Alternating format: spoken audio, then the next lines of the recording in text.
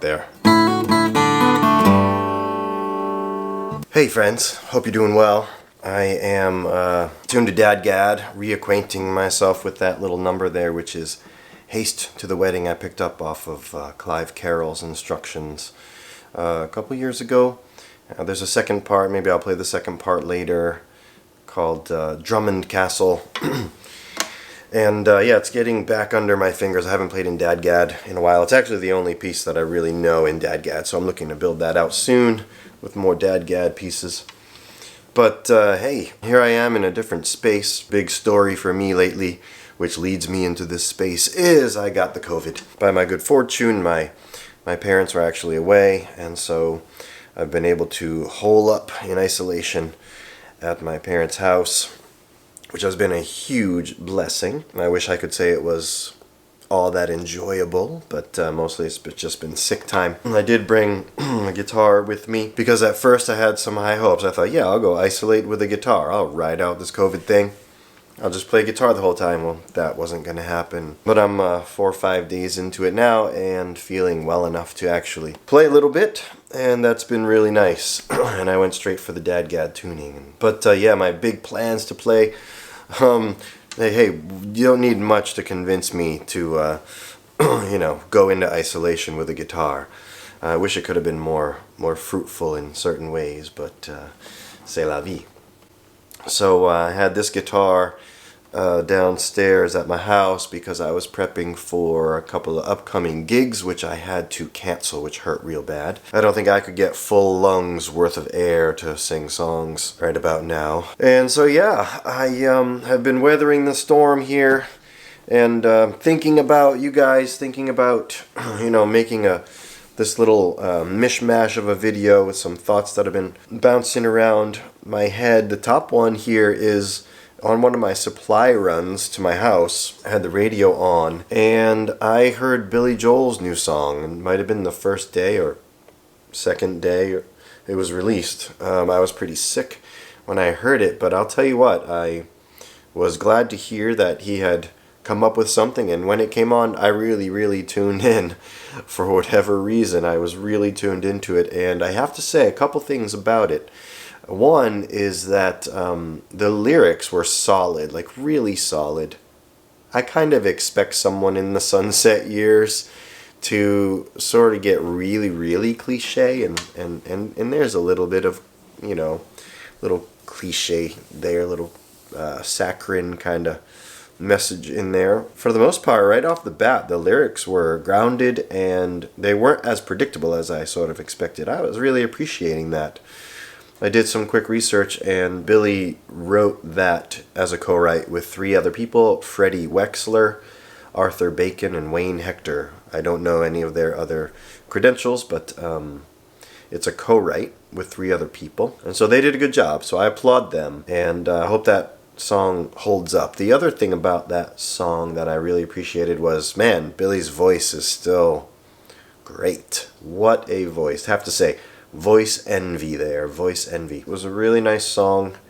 I listened to it again just a little while ago, and it held up in the couple days since I heard it, so I was really psyched that he did that. I also saw that he hadn't released a song in 17 years, so bravo to him. That's a nice gift to us, and really nice to hear. It has a classic Billy Joel vibe to it, but fresh in its message and nicely written. Well done. Other COVID thoughts rattling around my brain. As you can imagine, sometimes when you're sick, like, you can go to some really dark places.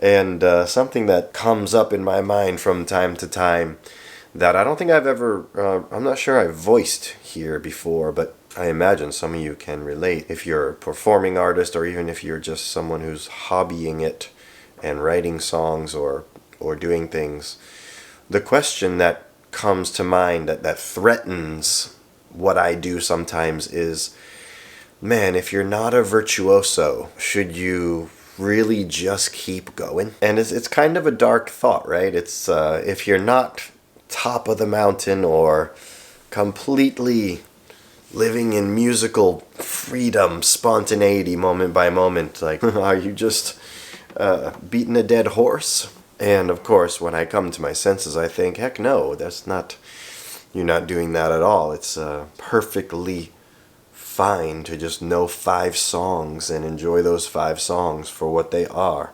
And there's no shame in that.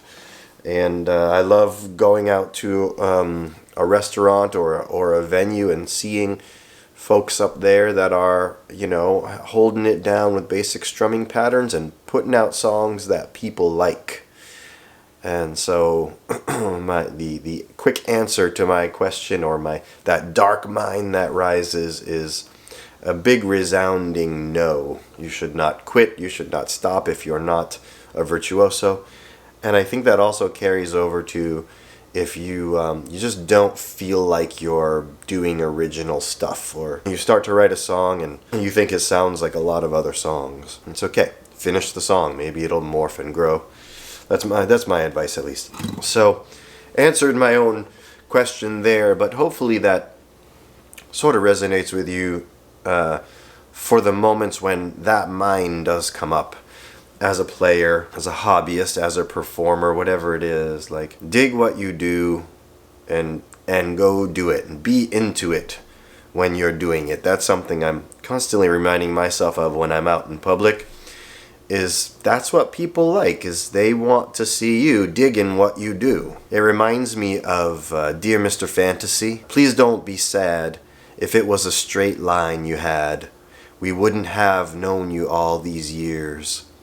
And I hear that line as encouragement, right? I know that sometimes I worry about that. I'm like, oh, that wasn't that interesting, a riff. Oh, I'm in Dad Gad. I was going to burst into something in standard tuning, but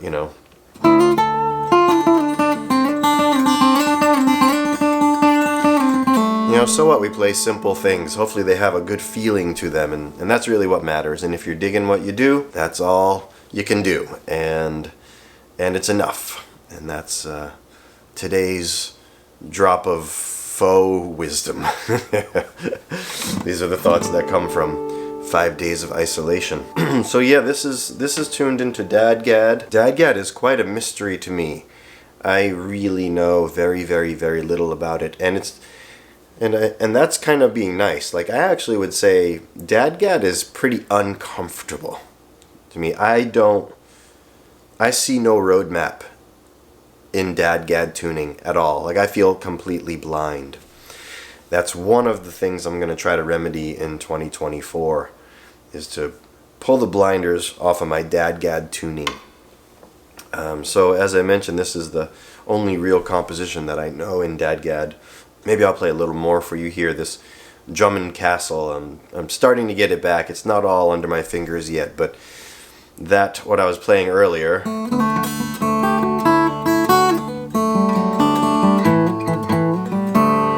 it comes to sort of a transition moment, and then it just drops into this, that was Haste to the Wedding, and this is Drummond Castle.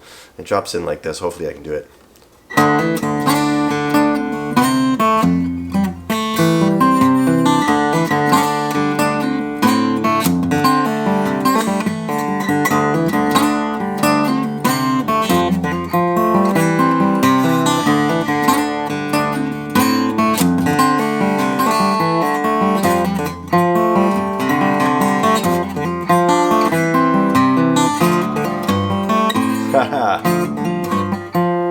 Oh wow, big train wreck right there. Alright, let's try that again. It's such a cool walk up.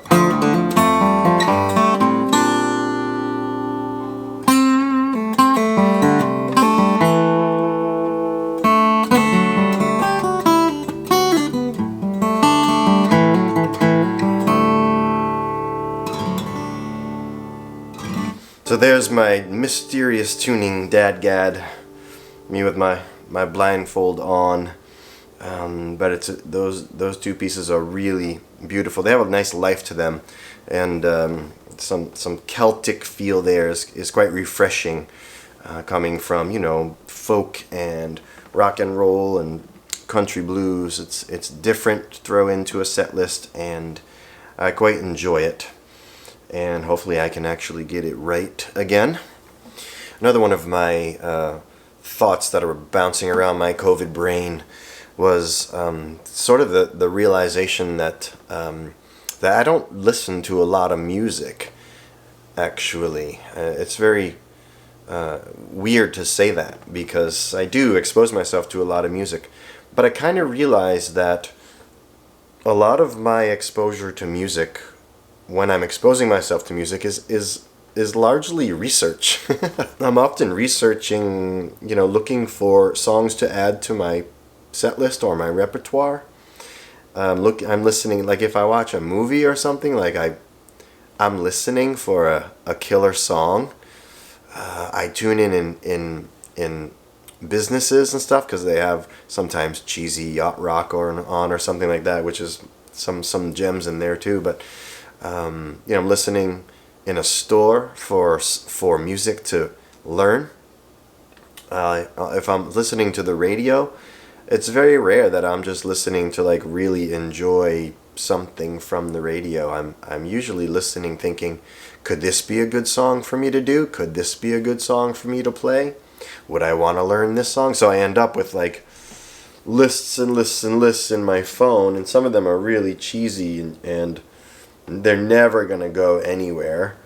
Some of them end up in my set list, even for brief periods of time, but I heard That's the Way somewhere by Led Zeppelin and was psyched about it in one of my last videos, and I've really been enjoying that. But like I hear things like, I heard the Gin Blossoms somewhere. I was in a store and I heard Hey Jealousy.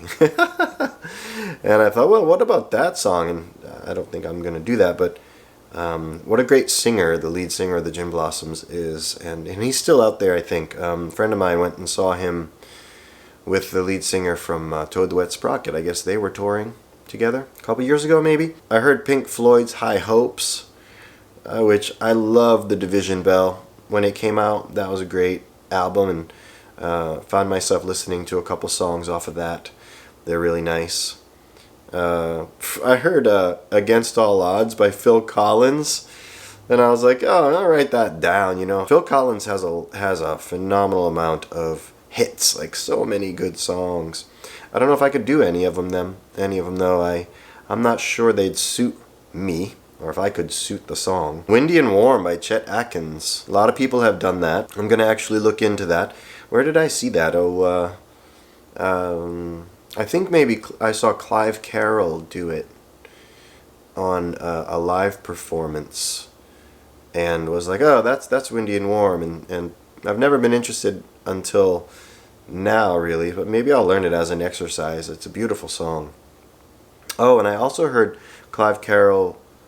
No, it wasn't Clive Carroll. I watched a wonderful video of a blind guitar test of classical guitars. I cannot remember the guy's name right now, but it was quite a long video of someone testing out classical guitars with a master luthier sitting there, and the player was blindfolding himself, and he was handed a couple guitars, and he was to choose which one was the more expensive or the better crafted instrument. And in that video he played the Ashokan Farewell, and I thought that was really beautiful. I don't know if I could really go there, but I found it to be really beautiful. Super sweet.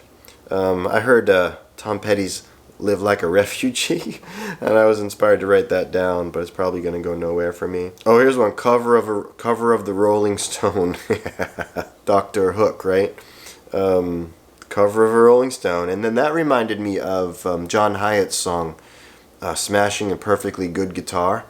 I haven't looked into playing either of those, but those are kind of like, those would be fun to do at a gig, On the cover of a Rolling Stone. I used to play at a place in Colorado, and there was another performer who played a different night than me. His name was Steve Snider. He played that song. I never knew it was Dr. Hook back then. I just knew it was actually a famous song that Steve played. He did a great job on that. And I am not sure that Steve's still with us. He was a really sweet guy. Big old white beard. Played great songs. He used to play Willin'. I remember him playing Willin'. Driven every kind of rig that's ever been made. Driving the back road so I wouldn't get weighed. So good. So good. Mamas, don't let your babies grow up to be cowboys. I don't know if I could pull that off. I can't really do the, I don't even go within 10 feet of a cowboy hat because I end up looking like Pauly Shore. Yeah, not going to go there. Oh, and Stuck in a Lodi again by CCR. That's such a good song, And then one I did pick up was Serenade by Steve Miller. I think I heard that somewhere, and I went home and picked it up and learned it. I played it at a gig actually. Oh, that's sort of one of my obsessions is capturing as many songs as spark my interest, bringing them home and seeing if they go anywhere so I can add them to a set list. But if I do end up listening to music, I find often what I listen to is stuff I've been listening to for ages and ages and ages. And so if I'm listening to something, some of it's going to sound sort of weird if back in the 90s, but Blind Melon is one of my favorite bands. And so Blind Melon's first album, Blind Melon, which had the B song on it, of course, No Rain. But that whole album is something that I can put on from time to time and really just listen to. Sleepy House, one of my favorite songs. Counting Crows, I think it's their third album, This Desert Life. That album has Mrs. Potter on it, and it has great songs. It starts off with Hanging Around, but it gets way better later. Of course, their first album's fantastic, but A Desert Life by Counting Crows, I can put that on and just listen to it as well. And as well, I can listen to Townes Van Zandt live at the Old Quarter. Like if I'm gonna sit and just let music be on there that I want, that's kind of where I go. Also, Soundgarden's Super Unknown, I can listen to that a lot too.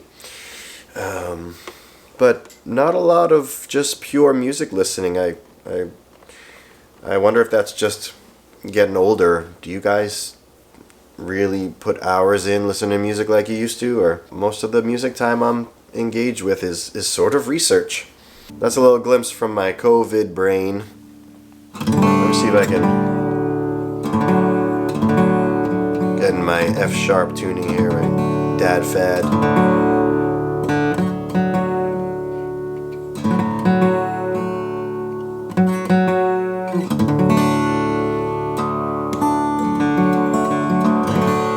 Dad Fad is less of a mystery to me for some reason, and I love this Jackson Browne guitar riff for his song Call It Alone.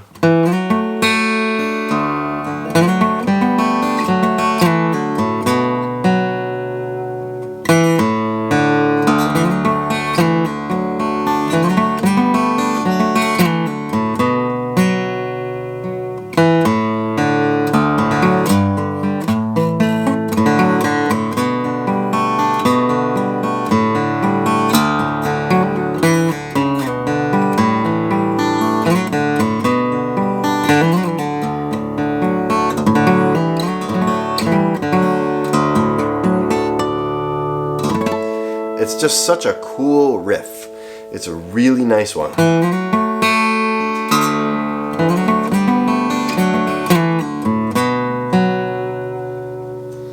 You can hear a version on Jackson Browne's NPR Tiny Desk concert.